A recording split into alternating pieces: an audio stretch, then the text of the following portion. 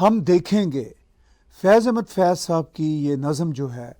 یہ 1979 میں انہوں نے امریکہ میں بیٹھ کر لکھی تھی جب وہ جلا وطنی کے دور سے گزر رہے تھے۔ اس وقت انہیں خیال بھی نہیں ہوگا کہ یہ نظم آنے والی دہائیوں میں ایک بہت بڑی گونج کا نام بن جائے گی، انقلاب کے نعرے کے طور پر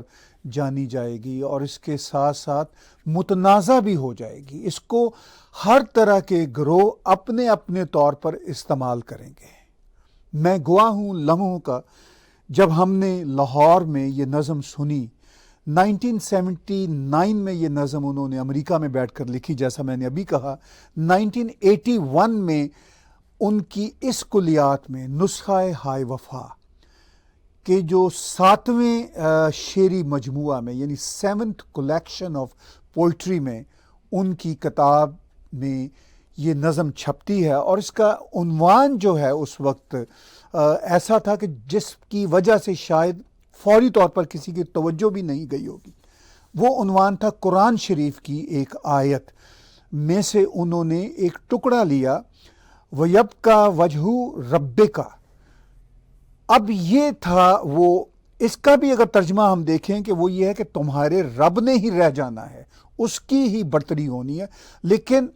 ہم دیکھیں گے اس کا ترجمہ کر دیا گیا۔ انہوں نے، فیض صاحب نے اس کا ترجمہ یہ نہیں کیا تھا، انہوں نے جو اوریجنل عربی کا وہ ٹکڑا تھا قرآن شریف سے، وہ انہوں نے اس نظم کے نام کیا۔ مجھے، ہم دیکھیں گے کیوں یاد آ رہی ہے، ابھی حال ہی میں کشمیر فائلز فلم میں، دا کشمیر فائلز میں یہ نظم بہت چرچے کا باعث بنی، کیونکہ یہی نظم CAA کے جو پروٹیسٹ ہوئے تھے اس میں گائی گئی۔ جب آرٹیکل 370 35A ریووکس ہوئے اس میں یہ نظم پیش ہوئی، یعنی اس میں بھارت تیرے ٹکڑے ہوں گے کے ساتھ یہ نظم پیش ہوئی۔ اب مجھے یاد آتا ہے کہ اس نظم کا کانٹیکس کیسے بدلا۔ میں اگر یاد کروں 1980s کی، وہ جو مڈ 1980s کا تھا، تو اس میں یہ نظم ہمارے سامنے آئی جب اقبال بانو نے اس کو گایا، انقلابی انداز میں گایا، اور یہ ہم سب کی زبانوں پر یہ نظم چڑھی، بیکاز اس وقت جنرل ضیاء الحق کا مارشل لا تھا۔ اور بڑی انٹرسٹنگ بات یہ ہے، بڑی ہی انٹرسٹنگ بات یہ ہے کہ 1985 میں ضیاء الحق نے، جو پاکستان کے اس کے فوجی ڈکٹیٹر تھے، انہوں نے ایک آرڈیننس جاری کیا 1985 میں کہ پاکستان میں کوئی عورت ساڑی نہیں پہنے گی۔ تو اس پر احتجاج کرنے کے لیے اقبال بانو سٹیج پر آئیں۔ اب یہ دو مختلف اس کی نریشنز ہیں۔ ایک نریشن کے مطابق 1985 میں انہوں نے یہ نظم گائی جہاں 50,000 لوگ تھے۔ دوسرے نریشن کے مطابق 13 فروری 1986 کو انہوں نے یہ نظم پڑھی الحمرا آرٹ سینٹر میں۔ مجھے جو یاد ہے وہ جشن فیض تھا۔ اب مجھے سال ایگزیکٹ یاد نہیں، 1985 کا سال تھا یا 1986 کا سال تھا، انہی میں سے کوئی ایک سال تھا جب جشن فیض لاہور کے گڑھی شاہو کے ریلوے اسٹیڈیم میں ہوتا ہے، اور وہاں پر واقعی ہزاروں لوگ تھے، اور ان میں سے ایک میں بھی تھا جو دیکھنے گیا تھا، چونکہ ہم اس وقت نوجوان تھے اور یہ نظم اس وقت تک سب کی زبان پر چڑھ چکی تھی، اور اقبال بانو نے اس نظم کو گایا، اور وہ جو ولولہ تھا آج بھی یوٹیوب پر موجود ہے۔ لیکن انٹرسٹنگ بات یہ ہے کہ جنرل ضیاء الحق نے ساڑی کو پہننا بین کیا تھا، یعنی اس لیے کہ یہ ہندو کلچر کی عکاسی کرتا ہے۔ تو اقبال بانو کالے رنگ کی ساڑی پہن کر تشریف لائیں، بہت ہی عظیم گلوکارہ ہیں، وہ تشریف لائیں، انہوں نے اس نظم کو پڑھا، یعنی یہ بتایا کہ ہم ہندو سیولائزیشن کے ہی لوگ ہیں اور اس کے ساتھ جڑے ہوئے ہیں۔ یہ تھا کانٹیکس 1985 1986 کا۔ آج حجاب اور برقع پہننے والیاں کہہ رہی ہیں کہ یہ نظم ہم پڑھیں گے، یعنی الٹ بات ہو رہی ہے۔ جو کانٹیکس اوریجنل تھا فیض صاحب کا 1985-86 کا، آج وہ بالکل بدل گیا، اور آج وہ کہہ رہے ہیں کہ ہم اس نظم کو پڑھیں گے، ہمیں اب برقع پہننا ہے، ہم اس نظم کو پڑھیں گے، اور اس نظم کا کیا سے کیا حشر کر دیا ہے۔ کشمیر فائلز میں اس نظم کو بھارت تیرے ٹکڑے ہوں گے کے کانٹیکس میں پیش کیا گیا کہ کیسے اس نظم کو یوز کیا جا رہا ہے، بھارت تیرے ٹکڑے ہوں گے۔ بھارت کی یونیورسٹیوں میں کس طرح اس نظم کو ایک پولیٹیکل ٹول کے طور پر استعمال کیا جا رہا ہے، بالکل اپوزٹ کانٹیکس میں۔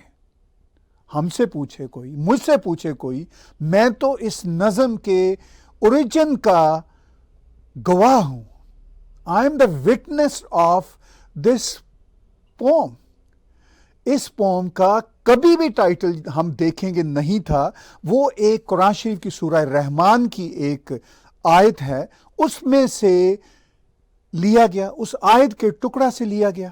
جو وہاں پہ بھارت میں کہہ رہے ہیں ہم بھارت کے ٹکڑے کریں گے، وہ شاید عربی کے 3 لفظ نہیں پڑھ سکتے،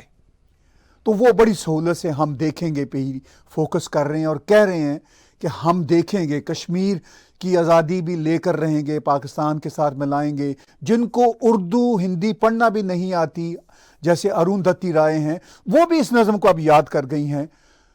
اس نظم کو اب تک درجنوں گلوکاروں نے گایا ہے، اقبال بانو سے لے کر راحت فتح علی خان صاحب نے، اور پھر بھارت کے بہت سارے گلوکاروں نے گایا کہ جیسے کوئی انقلاب کا ترانہ ہے۔ میں اس نظم میں تھوڑی سی بات چیت اور کروں گا، چاہوں گا کہ فیض صاحب نے جس انداز میں یہ نظم خود پڑھی ایک مشاعرہ میں، وہ انداز فیض صاحب کی زبانی ہی ایک ویڈیو کلپ کے ساتھ آپ کے ساتھ شیئر کروں۔ ہم دیکھیں گے، لازم ہے کہ ہم بھی دیکھیں گے، ہم دیکھیں گے، لازم ہے کہ ہم بھی دیکھیں گے وہ دن کہ جس کا وعدہ ہے،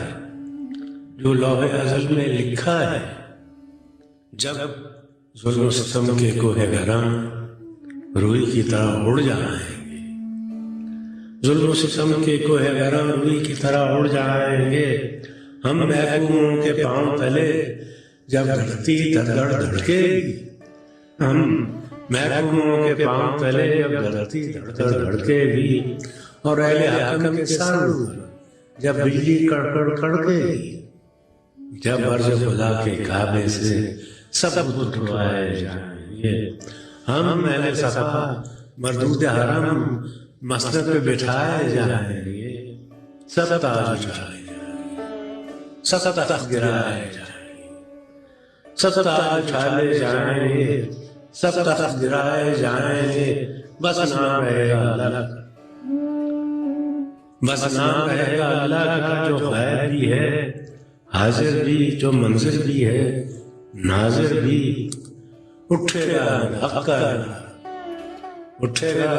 الحق کا نعرہ، جو میں بھی ہوں اور تم بھی ہو، اور راج کرے گی خلق خدا، جو میں بھی ہوں اور تم بھی ہو۔ آپ نے فیض صاحب کی زبانی ان کی آج بہت مشہور ہو جانے والی اور انقلابی کہلانے والی نظم سنی۔ یہ فیض صاحب کی اپنی نریشن تھی جو خوش قسمتی سے سوشل میڈیا پر موجود ہے۔ اب میں اس نظم کے حوالے سے تھوڑی سی بات کرنا چاہوں گا۔ اب میں اس نظم کو پڑھتا ہوں جس کو ہم دیکھیں گے کہ نام سے جانا جاتا ہے، چونکہ اسی نام سے اب یہ شہرت پا چکی ہے۔ وَيَبْقَى وَجْهُ رَبِّكَ، یہ قرآن شریف کی سورہ رحمان کی جو آیت کا ایک ٹکڑا ہے، یہ اس کا ایکچولی عنوان ہے۔ ہم دیکھیں گے، لازم ہے کہ ہم بھی دیکھیں گے وہ دن کہ جس کا وعدہ ہے، جو لوح ازل میں لکھا ہے۔ اب جن کو بہت زیادہ اردو نہیں آتی، خاص طور پہ میں ابھی بھارت گیا تھا، تو وہ اس طرح کی جو فریزز ہیں اس سے بڑے فیسینیٹ ہوتے ہیں کہ لوح ازل، لوح ازل بک آف ڈیسٹنی ہے، یعنی ایک ایسی بک جس میں خداوند کریم نے قرآن کی روح سے کہہ دیا کہ ہم نے تقدیریں لکھ دی ہیں، یعنی دس از دا فائنل تھنگ جو لوح ازل میں لکھا ہے، جب ظلم و ستم کے کوہ گراں روئی کی طرح اڑ جائیں گے۔ اب یہ بھی جو دو لائنیں ہیں، یہ بھی قرآن شریف کا قیامت کے بارے میں ایک منظر ہے کئی جگہوں پہ کہ قیامت کا دن ویسا ہوگا جب بڑے بڑے پہاڑ روئی کے گولوں کی طرح اڑ جائیں گے۔ تو وہی فیض صاحب نے میٹافورس، وہی فیض صاحب نے امیجنیشنز یوز کی ہیں۔ جب ظلم و ستم کے کوہ گراں روئی کی طرح اڑ جائیں گے، ہم محکوموں کے پاؤں تلے جب دھرتی دھڑ دھڑ دھڑکے گی، اور اہل حکم کے سر اوپر جب بجلی کڑ کڑ کڑکے گی، جب ارض خدا کے کعبے سے، یعنی اس پورے پلانٹ کے جو سینٹر ہے وہی اسلامک میٹافور ہے، جو کعبہ ہے، سب بت اٹھوائے جائیں گے، ہم اہل صفا مردود حرم۔ یہ دو فریزز بھی کافی فیسینیٹ کرتے ہیں جن کو بہت اردو نہیں آتی، وہ سمجھتے ہیں کہ یہ بھی کوئی بہت ہی بڑے جسے کہتے ہیں الہامی الفاظ ہیں۔ یہ صرف لینگویج ہے، یعنی اس کا مطلب یہی ہے کہ جو ہم پسے ہوئے لوگ ہیں، جن کی کوئی حیثیت نہیں ہے، وہ مسند پہ بٹھائے جائیں گے، سب تاج اچھالے جائیں گے، جب تخت گرائے جائیں گے، بس نام رہے گا اللہ کا، جو غائب بھی ہے حاضر بھی، جو منظر بھی ہے ناظر بھی، اور راج کرے گی خلق خدا، جو میں بھی ہوں اور تم بھی ہو۔ اب اس نظم کا اگر ہم تھوڑا سا انالیسس کریں تو جو اس کا ٹائٹل ہے، جو فیض صاحب نے اوریجنل ٹائٹل دیا ہے، جو قرآن شریف کی سورہ رحمان کی آیا سے ایک یہ ٹکڑا لیا ہے، اس کا مطلب یہی ہے کہ صرف خدا کی ذات ہی رہے گی۔ چاہے خدا آپ کرسچن ٹریڈیشن میں دیکھ لیجئے، تورا کی ٹریڈیشن میں دیکھ لیجئے، اوم کی ٹریڈیشن میں دیکھ لیجئے، تو فیض صاحب یہ کہہ رہے ہیں کہ نام صرف اللہ کا ہی رہے گا۔ جو آخر میں وہ کہتے ہیں کہ بس نام رہے گا اللہ کا، یعنی یہ انفیکٹ اس ٹکڑا کا ٹرانسلیشن ہو سکتا ہے، اس کے قریب ترین ہے۔ مگر ہوا کیا، اس نظم کو پاکستان میں جو انقلابی تھے، اس وقت کے ہمارے جیسے جو لبرل تھے، جو ڈکٹیٹرشپ تھی پاکستان کی، اس سے تنگ آئے ہوئے تھے، اس سے جان چھڑانا چاہتے تھے۔ فیض صاحب نے یہ نظم اسی کانٹیکس میں جلاوطنی کے دور میں، یعنی اپنے ایگزائل کے دور میں 1979 جنوری میں امریکہ میں بیٹھ کر لکھی، جو پبلش ہوئی 1981 میں۔ اور پھر کس طرح گائی گئی، میں نے ابھی آپ کو ساڑی کا جو واقعہ سنایا، جب جنرل ضیاء الحق نے ساڑی بین کرنے کی بات کی، لوگ تنگ آئے ہوئے تھے جنرل ضیاء الحق کے ماشاء اللہ سے، جن میں سے میں بھی اس وقت اپنی جوانی کے دور سے گزر رہا تھا، ہم بھی تنگ آئے ہوئے تھے، تو ہم سب نکلے سڑکوں پہ۔ مگر اب یہاں پر وہ کہہ رہے ہیں جی کہ کشمیر کو ہم حصہ بنائیں گے پاکستان کا۔ وہ لوگ اس نظم کو استعمال کر رہے ہیں، وہ یہ کہہ رہے ہیں کہ ہم بھارت تیرے ٹکڑے ہوں گے۔ سی اے کے بل کی جنہوں نے مخالفت کی، جنہوں نے یہ بتایا پوری قوم کو کہ سی اے کا بل بھارت سے مسلمانوں کو نکال دے گا، اب سی اے کے بل پر کوئی بات بھی نہیں کرتا، لیکن وہ یہی سوچتے تھے یا بتاتے تھے کہ مسلمانوں کو بھارت سے نکال دیا جائے گا۔ مسلمان بھارت میں سی اے کا جب بل آیا تو اس سے اب زیادہ تعداد میں وہاں پہ موجود ہے، اور ان کا ملک ہے، ان کو رہنا چاہیے، ان کا دیش ہے، نہ ان کو کوئی فکر ہے، نہ کوئی مسئلہ ہے۔ اب بھارت میں اس نظم کو پرائم منسٹر نریندر مودی کے خلاف مسلسل استعمال کیا جا رہا ہے جب سے وہ آئے ہیں، یعنی ایک ڈیموکریٹک پرائم منسٹر کو چیلنج کرنے کے لیے اس نظم کو اب استعمال کیا جا رہا ہے۔ یہ وہ نظم تھی جو ایک ڈکٹیٹر کے خلاف یعنی ضیاء الحق کے خلاف لکھی گئی تھی، مگر اب ایک الیکٹڈ پرائم منسٹر کے خلاف استعمال ہو رہی ہے مسلسل، اور وہ یہ کہتے ہیں کہ ڈکٹیٹر ہے۔ اچھا، اگر وہ ڈکٹیٹر ہیں تو 2014 میں لینڈ سلائڈ وکٹری یعنی عوام کی میجورٹی کے ساتھ ووٹ میں آئے۔ کوئی تو انٹلیکچوئل ڈس آنیسٹی ہونی چاہیے ان لوگوں میں، چاہے وہ اروندھتی رائے ہوں یا جیسے جتنے نام بھی ہوں، کہ کیا ڈکٹیٹر کی یہ ڈیفینیشن ہوتی ہے؟ فار گاڈ سیک، اچھا پھر انہوں نے کہا جی سی اے کے موقع پر جی یہ پرائم منسٹر نریندر مودی نے ایک ڈکٹیٹوریل آرڈیننس جاری کیا ہے، پھر ان کے خلاف یہ استعمال ہوئی، پھر وہ 2019 میں میجورٹی کے ساتھ ری الیکٹ ہوتے ہیں، ان کے جو بہت ہی قریبی چیف منسٹر ہیں 2 بار ری الیکٹ ہو چکے ہیں۔ اب اس نظم کو حجاب کے زمانے میں استعمال ہوا، تو یہی دا کشمیر فائلز مووی میں بات بتائی جا رہی ہے کہ کس طرح اس نظم کو غلط استعمال کیا۔ اس نظم کو اگر ٹھیک سے استعمال کیا جائے تو جو ہندوؤں کا جینوسائیڈ کشمیر میں ہوا، جو ہندوؤں کے ساتھ ظلم و ستم ہوتا ہے، یہ اس پر لاگو ہوتی ہے۔ اب یہاں پر ایک اور دلچسپ بحث بھی پچھلے سال جنم لی، جب کانپور کی IIT یونیورسٹی کے ایک صاحب نے اس نظم کے خلاف کمپلین لکھوائی۔ انہوں نے کہا کہ یہ جو نظم ہے یہ بت توڑنے کی بات کرتے ہیں، یہ ہندو ٹریڈیشن کے خلاف اس میں بات ہوتی ہے، اس نظم کو بین کیا جائے۔ اس پر جاوید اختر صاحب نے ایک بہت بڑا کنٹروورسی کریٹ کیا۔ انہوں نے کہا جناب یہ جو بھگت ہیں، آئی ایم سوری یہ ان کی زبان ہے یا ان جیسوں کی زبان ہے، ان کو تو اردو کی جو سویلائز پوئٹری ہے وہ آتی نہیں، ان کو کیا پتا کہ میٹافورس کیا ہوتے ہیں، استعارے کیا ہوتے ہیں۔ اب میں جاوید اختر صاحب سے پوچھنا چاہتا ہوں، پہلے بھی کئی بار میں اس طرح کی شو کر چکا ہوں، کہ جناب یہ جو نظم ہے یہ فیض صاحب نے لکھی، فیض صاحب تو مذہب کو مانتے ہی نہیں تھے، یہ ایک ریالٹی ہے، فیض صاحب مذہب کو نہیں مانتے تھے۔ میں تو مانتا ہوں مذہب کو، میں تو تمام ریلیجنز کی ریسپیکٹ کرتا ہوں، فیض صاحب کسی مذہب کو نہیں مانتے تھے، وہ تو کمیونسٹ تھے، وہ تو لینن پرائز ہولڈر تھے، وہ تو صاف کہتے تھے مجھے یہ شرف حاصل ہے کہ ہم نے اپنی بہت ہی اوائل جوانی کے زمانے میں فیض صاحب سے ملاقاتیں کی ہیں۔ فیض صاحب کے جتنے دوست احباب تھے، چاہے وہ جناب حمید اختر صاحب ہوں یا حمید جیلمی ہوں، میں نے ان سب کے ساتھ کام کیا ہوا۔ یہ پورے کے پورے جو ساتھی تھے ان کا نقطہ نظر واضح تھا، یہ مانتے ہی نہیں تھے، فیض صاحب تو مذہب کو مانتے نہیں تھے۔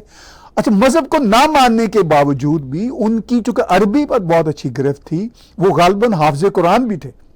کے فارسی کے الفاظ اپنی شاعری میں بہت برتتے تھے، وہ ان کی اپنی شاعری کا حسن تھا، اگرچہ وہ میری طرح پنجابی تھے فیض صاحب، انہوں نے پنجابی میں شاید 5-6 نظمیں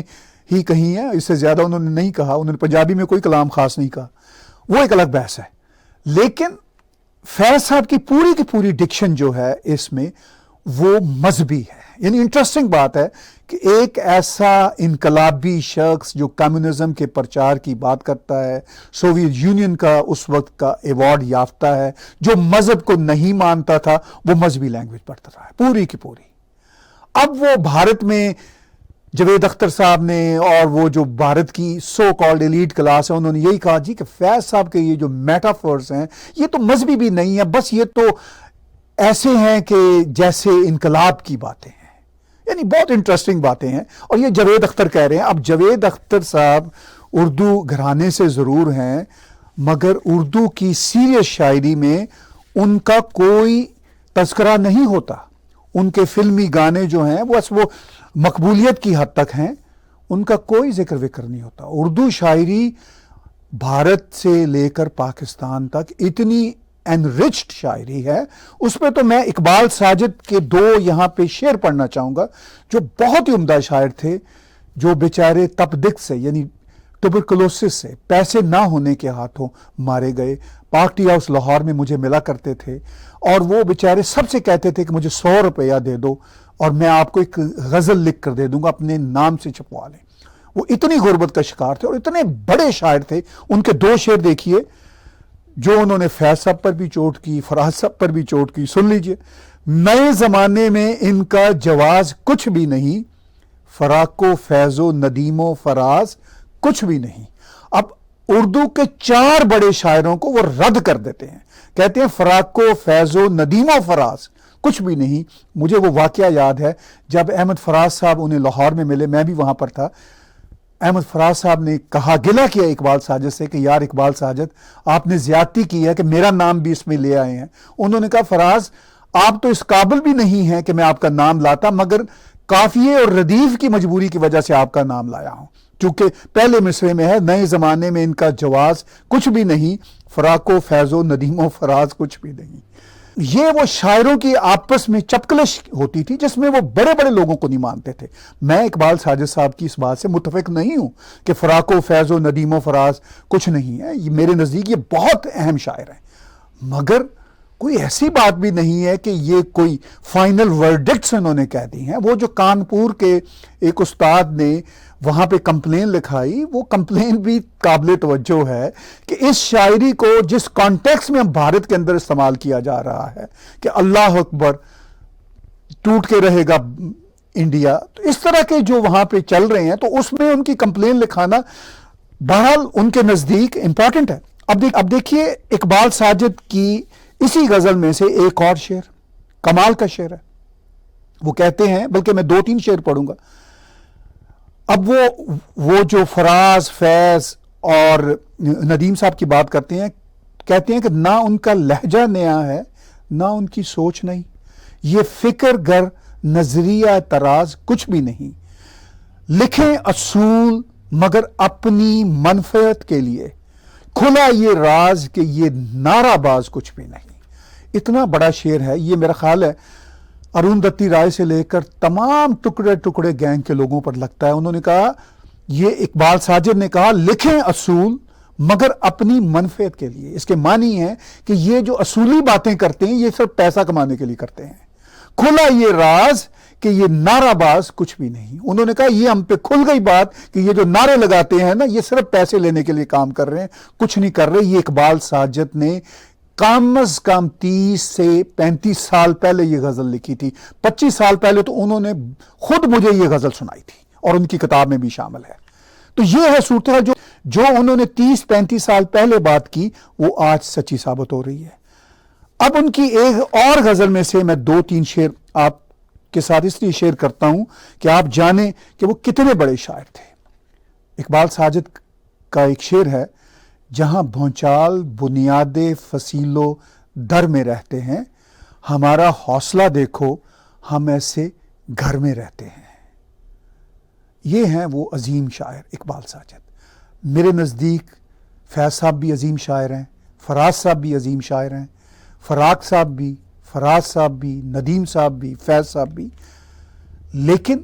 فائنل ورڈکٹس کوئی نہیں ہے. ہم دیکھیں گے پہ بات میں آج اس لیے کرنا چاہتا تھا کہ دا کشمیر فائلز فلم میں ہم دیکھیں گے کہ نظم کو بنیاد بنا کے پروڈیوسر نے بہت جائز طریقے سے ایکسپوز کیا ہے اس سارے نیکسس کو جو بھارت میں اس نظم کو اپنے استعمال کے لیے استعمال کر رہے ہیں. یہ وہ نظم ہے جو کمیونسٹ شاعر کی تھی،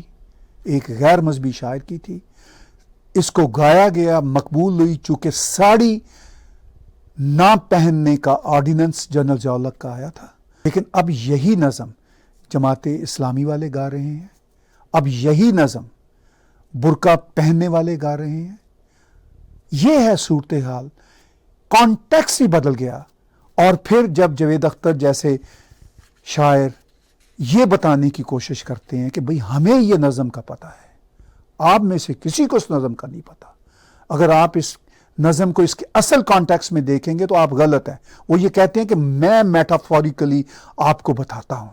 میں ہی لٹریچر کا سب سے بڑا دانشور ہوں. ہم ان کی بھی عزت کرتے ہیں، جاوید اختر صاحب کی، لیکن بطور شاعر وہ جو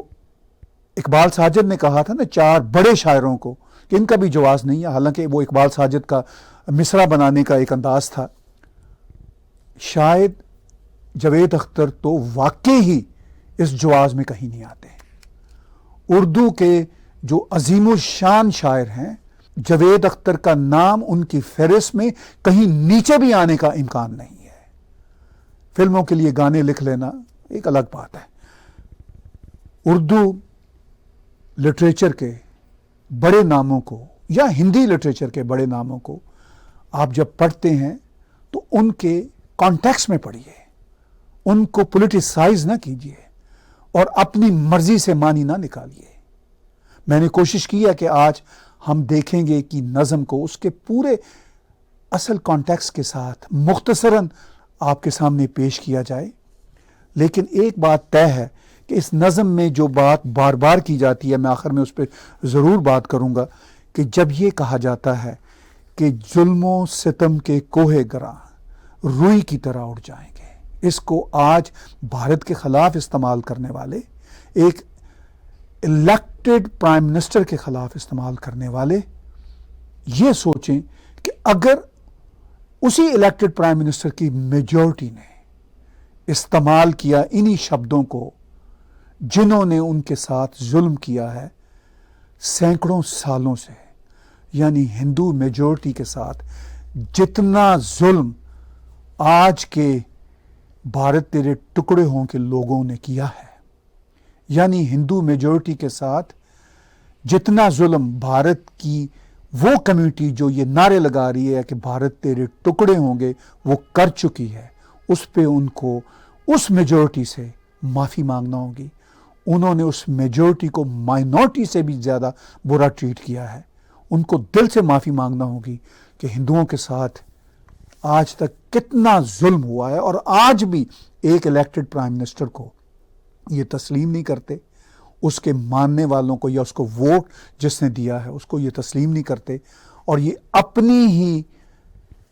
بات پہ اڑے ہوئے ہیں کہ ہم اس نظم کو استعمال کریں گے اپنے مقصد کے لیے۔ مگر دا کشمیر فائلز میں اس نظم کو بہت اچھے طریقے سے ایکسپوز کیا گیا ہے۔ آنے والے دنوں میں میں اس موضوع پہ اور باتیں کروں گا، اور لٹریچر کی روح سے جو غلط کانٹیکسٹ پیش کیا جاتا ہے اس کو بھی ایکسپوز کروں گا۔ آپ ہمارا چینل سبسکرائب کیجئے، اور اسی چینل پہ ڈونیٹ کے بٹن کو کلک کریں گے تو آپ ہمیں کنٹریبیوٹ کر سکتے ہیں، پے پال کے ذریعے، کریڈٹ کارڈ کے ذریعے، یا پھر پیٹریون کے ذریعے۔